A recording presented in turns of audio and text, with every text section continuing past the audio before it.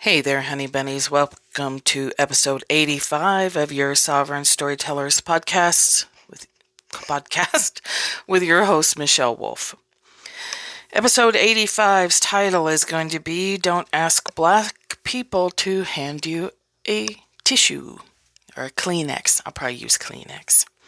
I do like Kleenex brand tissues.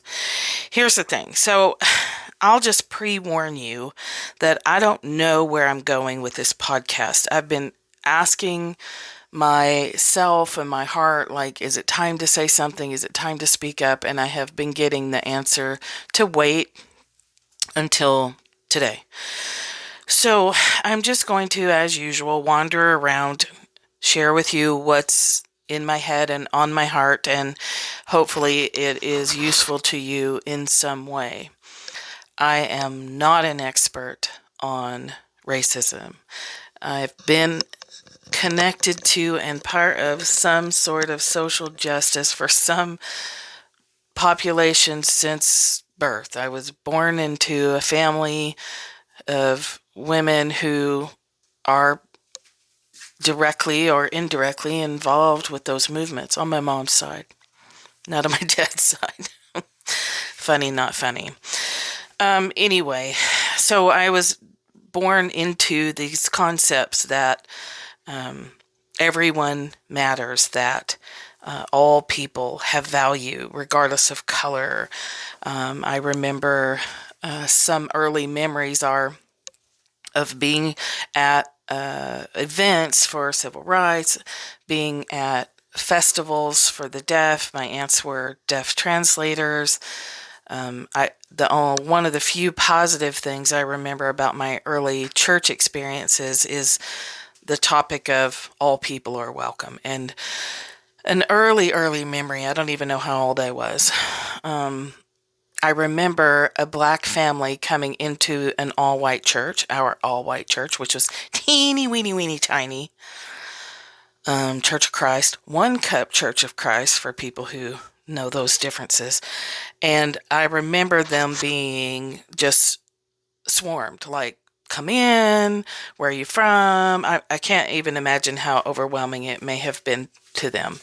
But I remember seeing them being rushed, like hug rushed. And I just remember it. And I remember, yes, this is what we do with when people come to our church. We rush up on them and we hug them and overwhelm them. And as I recall, they never came back. And who would blame them? I don't know. I was like 5 or 6. I was listening this morning to Krista Tippett interview Resmaa Menakem? And maybe I'm probably mispronouncing his name, y'all. No, I do that. The author of My Grandmother's Hands.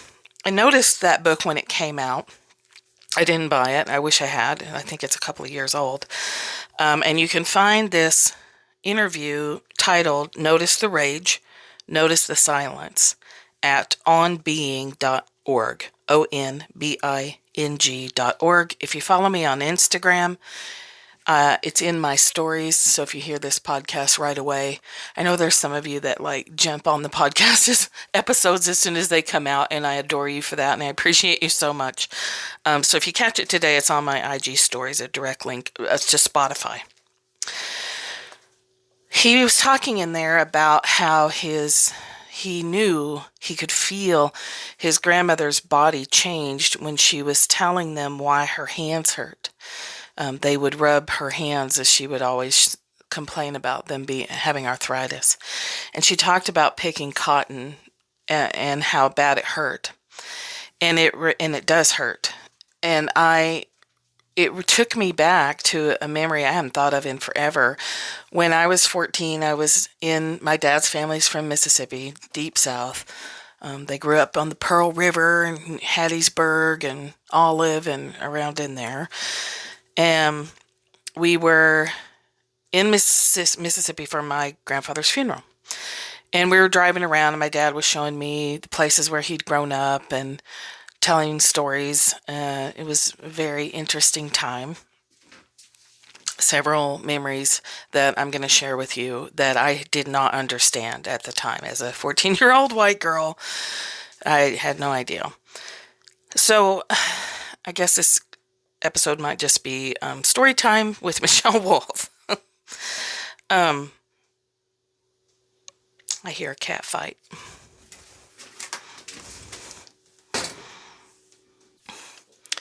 Okay, I had to pause and break up a cat fight because, multiple interruptions trying to make this podcast reflective of the conflict I feel in myself these days, as I know that a lot of us are. And there have been a lot of tears. And I want to remind us, and this I heard a while ago, and I'll get back to being in Mississippi and how that relates to picking cotton. But I want to remind us that when we cry about things related to racism, don't ask Black people to hand you a Kleenex. It's not for them to comfort your tears. If you feel guilt and shame when you realize how deeply embedded racism is in you, when you start to be willing to face the pain of that, you're going to cry. I hope you cry. If you don't cry, you're a stone cold sociopath. And you wouldn't be examining yourself for that anyway. If you have any kind of heart and you're following this podcast, I already know you're going to cry. Okay? Don't ask Black people to hand you a Kleenex. Get your own Kleenex. Do your own research. Listen. And listen again. And listen again. And do your crying with yourself and your God, however you define that. And you get your own tissue. And you process your own grief, and then you go back to listening, and then you look at all the ways you can do better. Okay, this is our whole world is experiencing a clarion call to wake up. In the waking up, it doesn't feel good, and you're going to be uncomfortable. I'm uncomfortable. I have no idea. I just know I don't know what I'm doing. And all I know is that as a white woman, I need to share what's going on in the hopes that what I pray for daily, which is that the scales fall from our eyes, that we wake up and see more and more and more ourselves, our leadership in our country, in the U.S., across the world. Our whole world is in desperate need of this awakening and this eye-opening, and then the tears will come, and then we can move forward. Simple to say, right? And I probably missed a whole bunch of stuff there. Okay, anyway. Story time. Once upon a time, I was 14 in Mississippi for my grandpa's funeral, and my dad was driving me around, and we were out on this local highway, 2-lane highway, and he said, "That's cotton out in that field." And I was like, "Oh, I've never seen cotton." He pulled the car over and we got out, and he walked me out into the field, and he said, pull that cotton out of that plant. So I reached down to pull it out, and I got poked because cotton grows inside a boll, B-O-L-L. It's called a cotton boll. Boll weevil, picking cotton, whatever. When it opens, it has 4 little pointy things at the tips of that bowl, and you got to reach inside of that and pluck out the cotton, the material. And it hurt. And he was like, "Pick a few more." And I was like, "All right." So I picked a few more, and it pokes you enough. It's little pinpricks, and he said, "Now if you keep doing that, your fingers are going to start bleeding pretty quick. And by the end of the day, your hands are going to be so swollen you can't close them." And he's like, "And that's what your aunts and uncles and I did when we were children. As soon as they were old enough to be in the fields at 3-4 years old, as soon as they were old enough that they could drag a bag behind them, they were out there. The whole family was out there picking cotton. They were poor white crackers,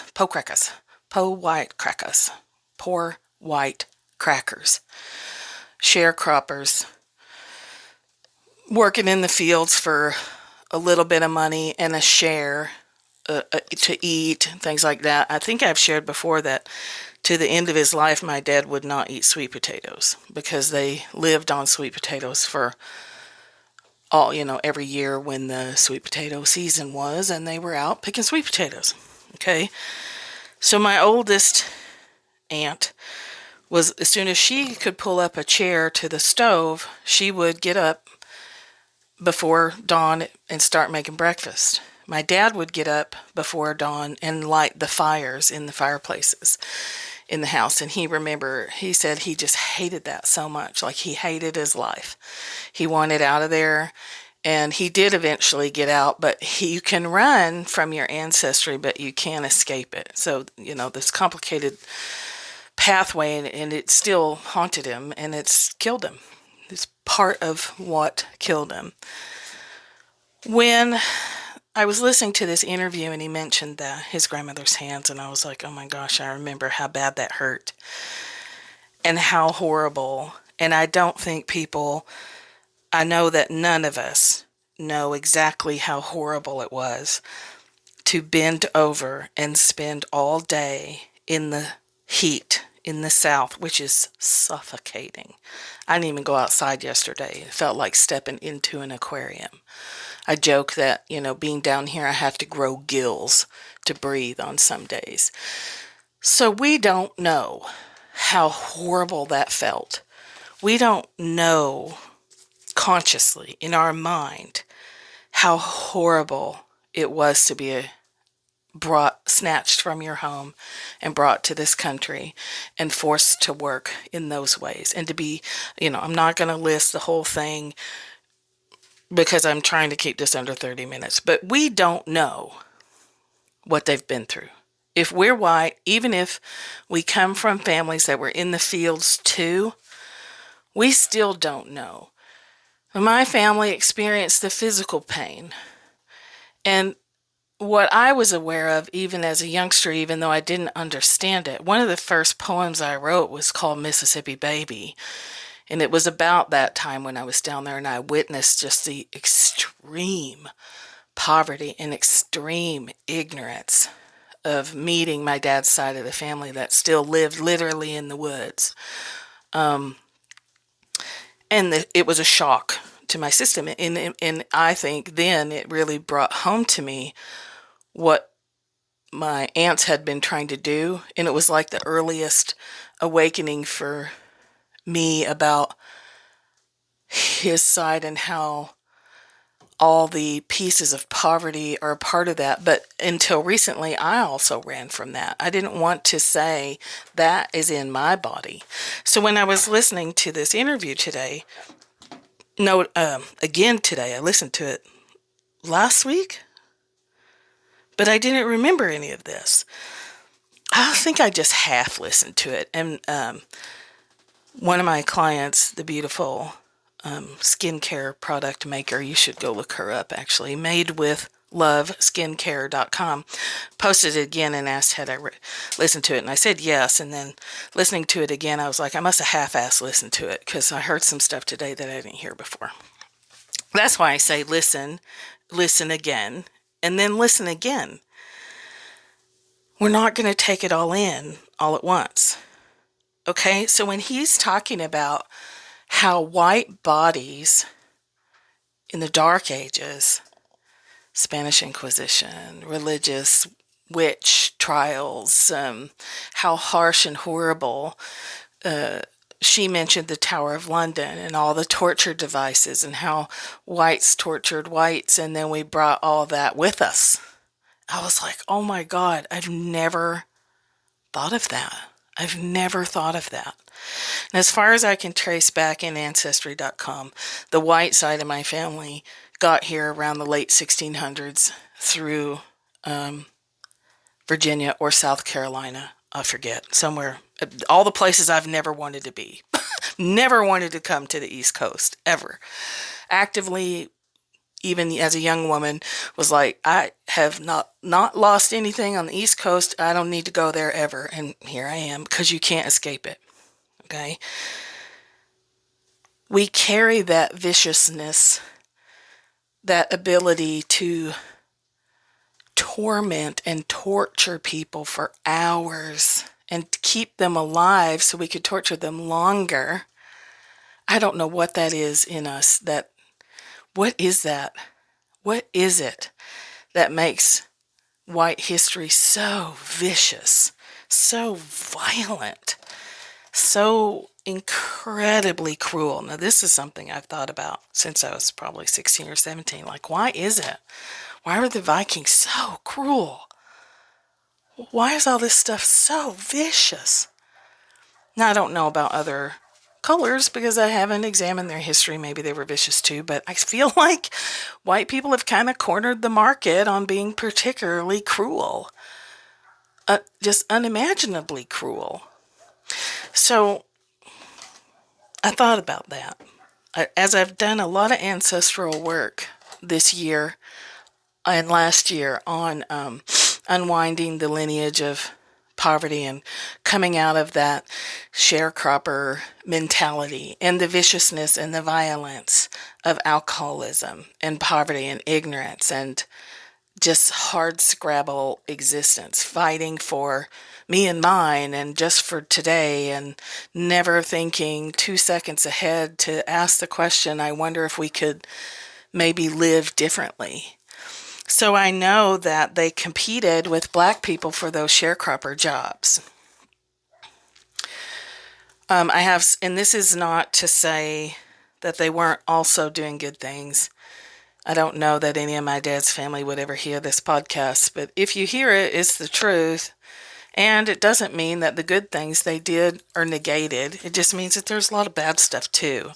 And that's the trick to unwinding your racism, right? Is uncovering your shadow. And Shadow Blessings was the first course I ever made. But uncovering your shadow doesn't mean that all the good stuff you've done in your life suddenly doesn't matter anymore. It just means it's time to also look at the bad stuff you've done. And he talked about how bodies brace. And I am very aware of how my body braces in certain circumstances. If I go, I'm 53 years old, I think, 53. And I go to a store and there's a group of young white women there, I have to make myself get out of the car. That's from high school junk. And actually, it's kindergarten junk. I never fit in with any of the groups. So I got picked on a lot. And groups of young white women scare me. And I'm aware that my body tenses up. And sometimes when I was younger, I wouldn't go in until they left. Like if I went to the 7-Eleven late at night and there was a group of young college students there, I wouldn't go in. I would just wait until they left because I just didn't want to deal with it. And now I know my body was having a trauma response.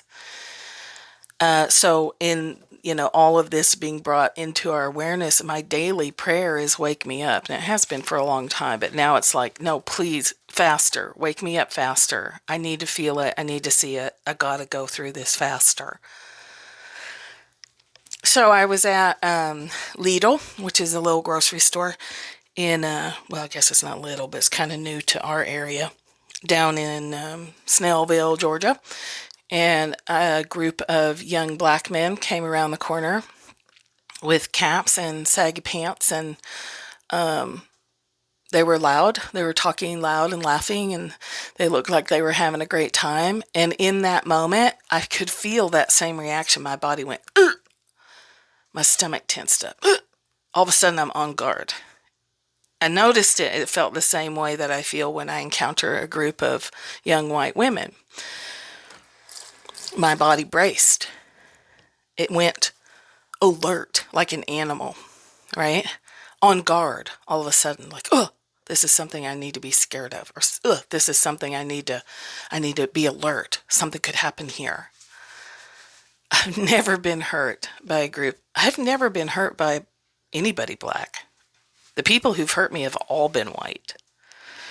And yet, I have ingrained in me the stereotype that a group of young black men is something that I need to be scared of. Where'd that come from? Not direct experience. because I've never been hurt by a black person. That comes from my DNA heritage. It comes from the cultural images. It comes from the stereotype of the scary black man, which my daughter told me comes from a movie, one of the first movies made in Hollywood, which she found out when she took a history of film class. She'd never heard of it. And of course, I can't remember the name. I'm sure you can find it. That's what people are talking about, y'all. They're talking about these subtle reactions we have that in our conscious mind don't make sense. I have traumatic experiences from groups of white girls and white women. I don't have traumatic experiences with anybody, black, male, or female, individual, or groups. And yet my body responds in this same way. That's what they're talking about. That's what people are begging for us to explore, to feel, to become aware of, so that we can own it, so that we can do something about it. If we can't wake up to it, we can't fix it. And reading a book and watching a movie is a great place to start the awakening process, but it's not enough. It's never been enough. It's never been enough. And they've been screaming and dying for hundreds of years, begging to be heard. And we haven't wanted to hear them. And our ancestors didn't want to hear them. And our other ancestors were a part of it. I hate hearing, well, I never owned slaves. Well, I'm not a racist. I never owned slavery. A slave. I was never a slaver. Well, I worked on the plantation too, because I was a poor white cracker. So, it doesn't matter. Oh my God, it doesn't matter. We're part of it. We have it in our DNA. I have no reason to tense up when I see a group of young black men. No conditioned response to that. That can only come from inherited biological DNA memory, our lineage, our ancestry. It's the same. My body responds the same, and there's no reason for it. I know that y'all, other white people, bodies respond the same, but you can't hear it because you're not listening for it, because we spend 90% of our time up in our head pretending we don't even have a body. All my fucking work is get in your body, get in your body, get in your body.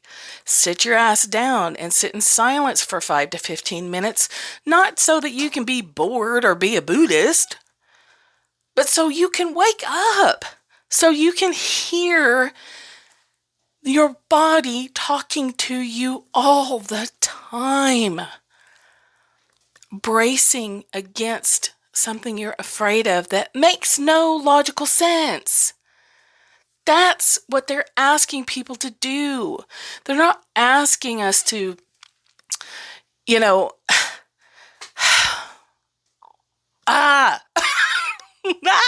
do we start? How do we go? How do we do? This is where we start. We go, oh, I remember this. Oh, I remember that. Oh, I've been sitting in a silent daily meditation practice for years so that now I can hear when my body is like, oh, be scared. And my mind can go, wait a minute, why? Why? They're having a great time. They're loud. We don't have to be afraid of loud. You might be a person who prefers quiet. I am. I much prefer quiet. I don't have to be afraid of loud. What's that about? You won't catch your body's messages if you aren't training in how to hear them, and if you aren't training in tolerating the emotions of fear, anger, shame, discomfort, squirreliness, squeamishness. I don't want to look at this. But we have to. We have to. We can't keep pretending this isn't happening. We can't afford to fall back asleep. We can't.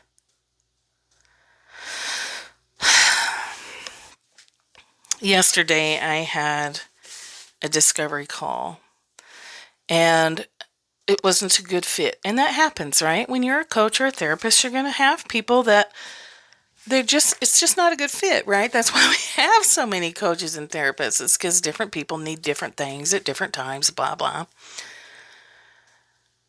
But the person felt that I wasn't seeing them. And in one sense, that's correct. In their perspective, I wasn't seeing them.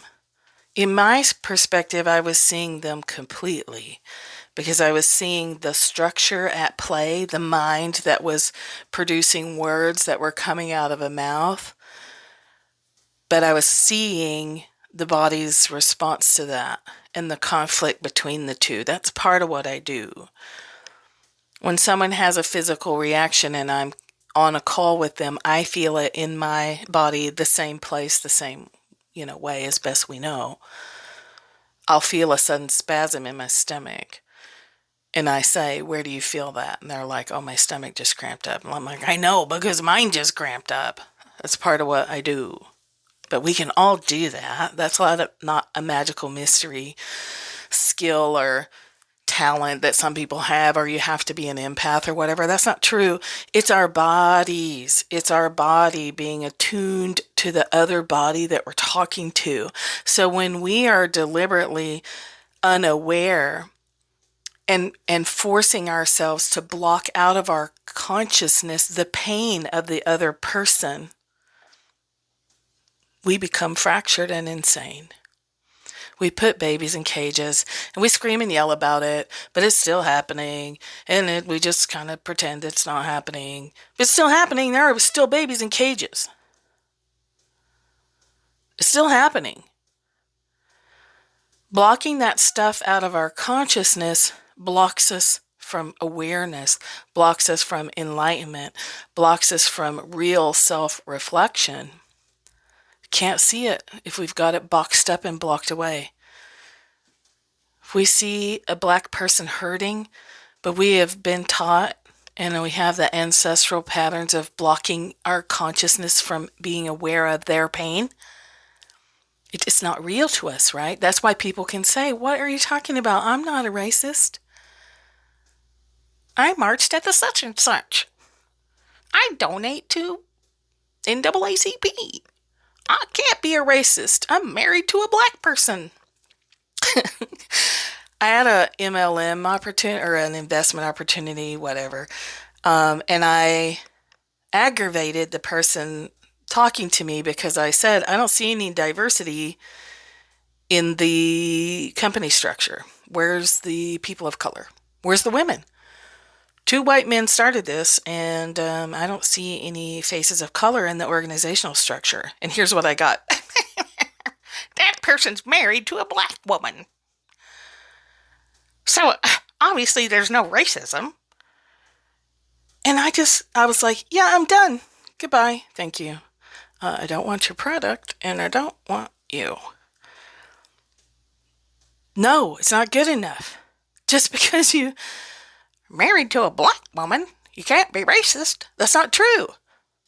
It's not true. We have to wake up and ask these questions. Here's the question you want to start asking if you want to wake up. Show me, universe, where I'm a racist. Show me where I have weird reactions to people of color that don't make sense, that can't be explained by direct experience. And I take back that I've never been harmed by a black person, because I just remembered that the story that I told you when I was robbed when I was 18 was 2 black men.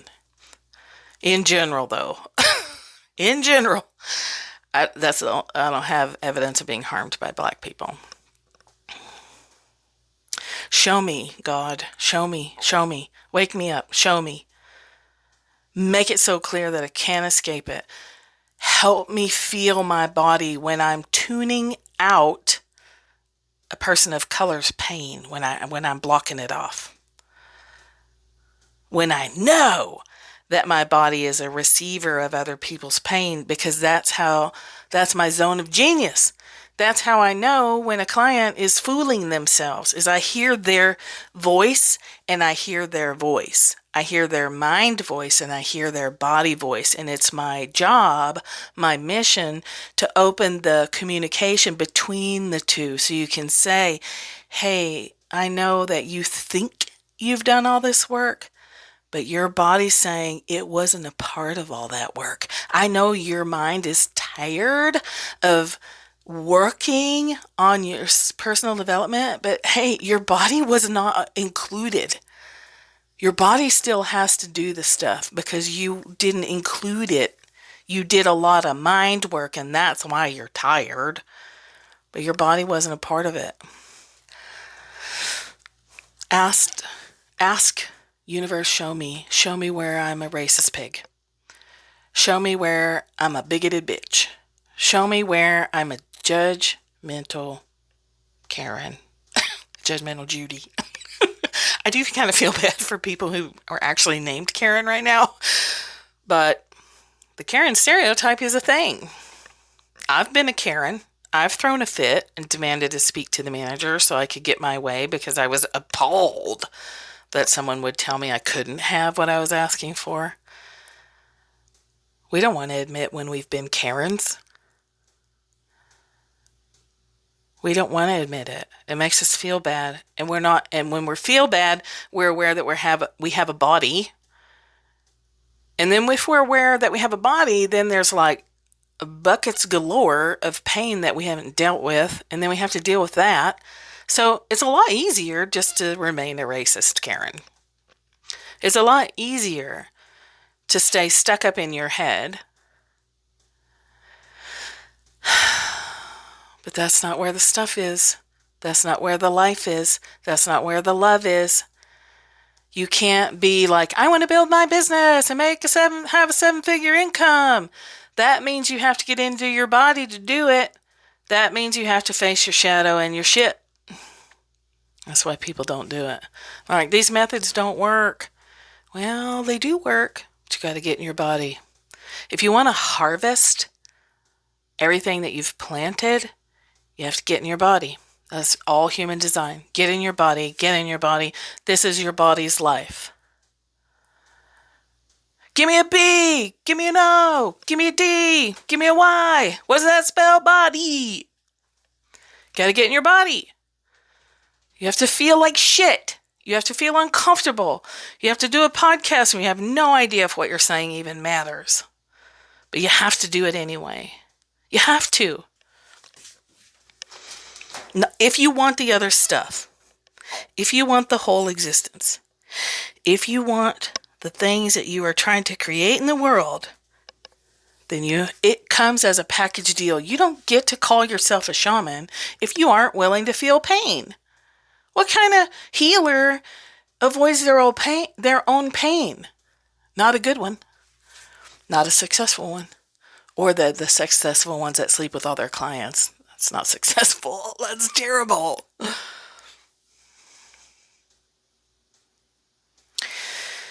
For the longest time, and I've shared this before, and I've shared it on Facebook, and that's something I realize is I do share about these issues on Facebook, but I'm not consistent, and I'm not taking the time. I've been really anti-email this year. I just have not wanted to write an email, but that's something I'm just going to have to get over.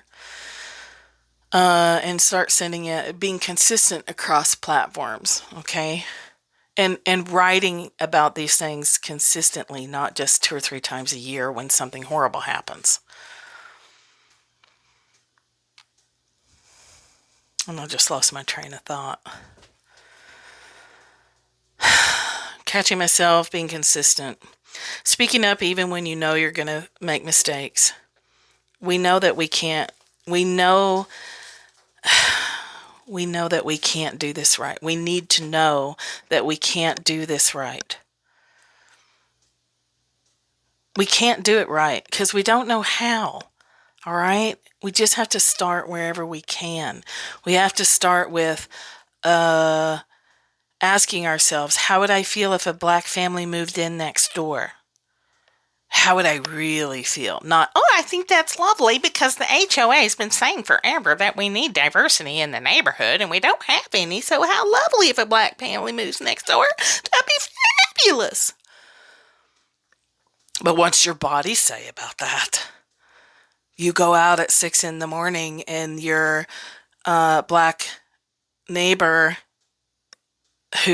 male is taking out the trash can, and you're running out there to take out your trash can, and you see him out of the side of your eye. What's your body going to say? Is it going to say, oh, this is fabulous, I'm so happy?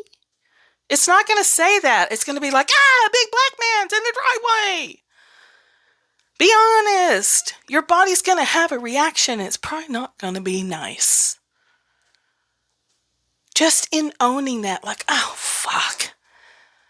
I just reacted negatively to just a dude taking out his trash can. What the fuck? That alone starts to break you free, which helps us contribute to more freedom, more honesty, more authenticity, more healing. You're going to say the wrong thing, and you're going to feel like a piece of shit when your body reacts like that. I felt terrible at the grocery store when I was like, oh, man, I just tensed up. My body is afraid of that group of kids, and I have no reason to be afraid of them. Damn it, I hate that that's there.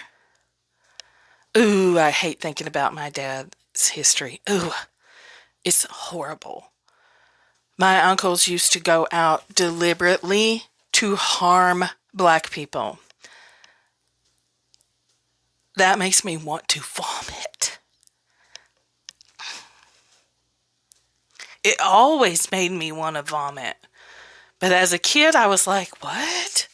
And then I would just throw it out of my head, right? Not think about it. And now all this ancestral lineage work and moving a lot of dead people who are hanging around in this part of the U.S., disembodied spirits, yes, that's what I'm talking about. Psychopomp work that I do. Don't advertise. Don't contact me for that. I don't offer it as a service. I do it for the land and the region and the people as a contribution. It's not for sale. And I'm aware of the pain on a different level. Now that I'm in the soup, now that I'm required to live on the East Coast because I want to be near my family, my little grandkids. Because my daughter and I have these conversations of where else? Oh my God, I saw some racism in myself. Cool. Feel the shame, feel the pain. Now where else? Keep asking. Where else? Where else am I racist? Where else am I contributing to pain? Where else in my lineage do I have to face some ugly shit? In my lineage are white men who purposefully got drunk and drove around in their cars on purpose with malice aforethought to find black people and hurt them. I'm not going to ask a black person to hand me a Kleenex when I cry about that.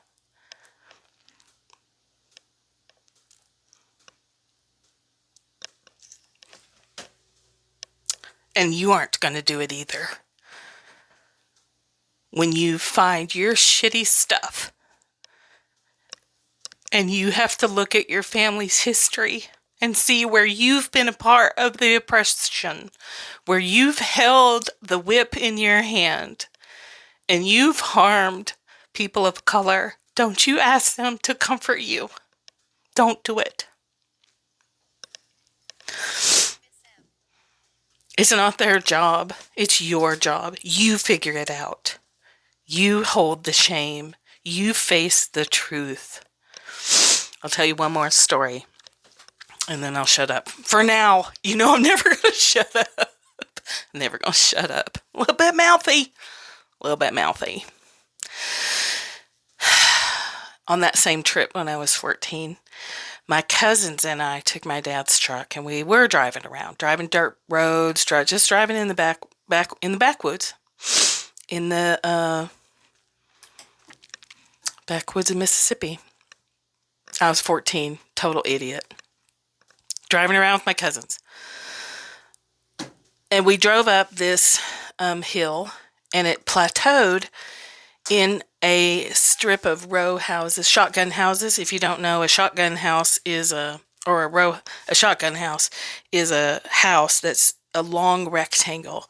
So you walk into the living room and you pass through the bedroom, and the kitchen's generally in the back, the bathroom. It's all just one long rectangle. The rooms don't split off. They just room after room after room. Okay. Red dirt road, shotgun houses on both sides. We pull up. It's all black people living out there in the woods. And a group of black men come off the porches and they stop our truck. Think about it. 4x4 Chevy Silverado, nothing but white kids in it. Front and back. Cousins in the back of the truck. My cousin driving, me in the middle, his friend on the passenger side. I was like, whoa, what's happening? Look at these houses. I was such an idiot, right? And both my cousins are immediately like, right? They're braced. And all of a sudden, the truck is surrounded by black people. And I'm still like, what's going on? What's happening?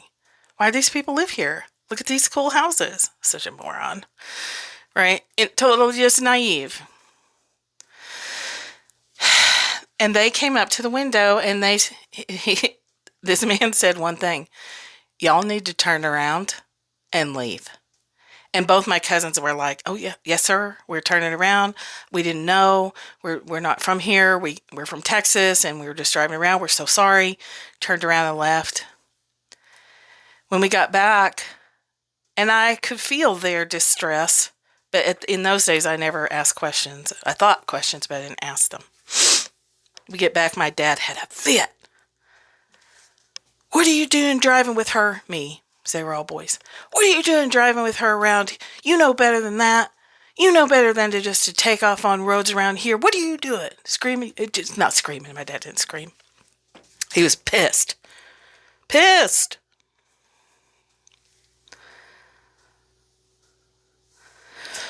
I didn't know what was going on. It was years before I figured out what a dangerous situation we had put them in. Not us. Not us. On the surface level of that story, you could be like, oh, y'all were in danger. We weren't really in danger. We weren't the ones in danger. They were. Can you imagine what would have happened if my cousins had decided to buck up and get all white boy on them? Who would have suffered?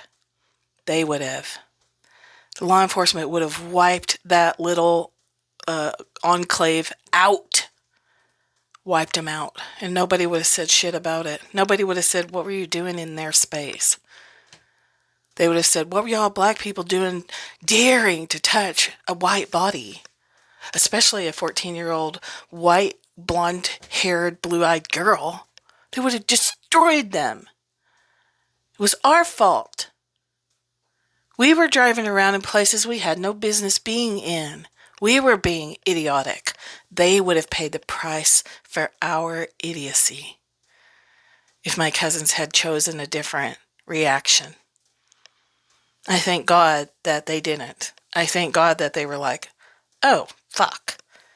We need to get this truck turned around and get out of here. That doesn't make them stellar people. They weren't. They had their own kind of awfulness. Okay, but do you see how as a white person you might be like, oh, how scary, you were in danger. We weren't. They were the ones who would have paid the consequences for our actions. That's what the Karens aren't getting. It's a disproportionate response from law enforcement if you decide to go Karen on a black person. You think in your head, well, the cops are just going to tell them what's up. No, the cops are going to show up and kill them. Kill them. You don't think of it because it's not a part of your conscious framework. But somewhere in your body knows. Your body knows. So please, for the love of all that's holy, ask the question. And no, I'm telling you right now, it's going to hurt like a motherfucker when you start finding it in yourself. It's coming. You know it. So get ready for it. You can handle it. It's a nothing compared to what we've asked people of color to handle. It's nothing compared to what Black people are carrying in their DNA, their memories, their histories. Okay, it's nothing. We come from ugly. We brought it with us from Europe, from Ireland, from England. That's my family. From Ireland, England, Germany. We brought the cruelty with us, and we spread it all around. Okay, that's not saying that other races didn't have cruelty. Other cultures don't have cruelty. That's not what we're talking about. We're talking about white people cruelty. That's what we have to deal with right now. That's what's on the burner right now. That is the only thing on the menu today. White people figuring this shit out. Wake up. Ask to be awakened. Feel your body's response when you think about a Black family moving next door. Don't listen to what your mind says. Your mind's a Karen. Your mind is I'm not racist. No, don't be ridiculous. Your body will go, a Black family next door. Feel the bracing and ask, why are you bracing? Where's this coming from?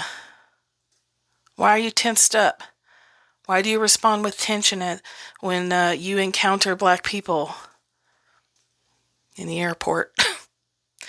If you live around here, it's like it startles me when it not startles me in a bad way, but it gets my attention. Let's put it that way. If a Black person is in North Georgia, it gets my attention. And these days, I worry for them. Like, go, get out of here. This place is dangerous to you. It's dangerous to me in other ways. Whatever. Anyway, that's a different topic. I could talk for hours about this. Here's the bottom line. I ask you to ask yourself to commit to ask these questions. Universe, God, Mother Mary, whoever, the Great Spirit, whatever you ascribe to, please show me where I am holding a whip in my hand. Please show me where I am racist. Please show me where I have done harm. Give me the courage to face the pain that I've caused and the pain it's left behind. Lord, give me the strength to face the pain that my ancestors have caused. Help me bear the burden of shame. Help me transform the misery of finding the truth. Help me use it as fuel to further this fight of awakening. Guide me to the awareness of my body's response when I see a Black person or a group of Black people. Guide me to feel my body's response when I think about going to those areas of my town. Guide me into awareness and feeling the truth of my body's response, the real physical response I have to even the thought of going into a restaurant where everyone is Black except for me. That's happened. Guide me to be aware of the truth of what I really think. Show me what I'm not seeing. Show me what I am hiding even from myself. Guide me, give me the courage to speak up and ask the questions, knowing that I'm going to create more harm in my clumsy, clunky attempts to try to make this right. And I'll have to say I'm sorry again and again. And I also have to keep going because this cannot go on. Wake me up. Please, Jesus, wake me up. Amen. Think less, feel more. Talk to you next time.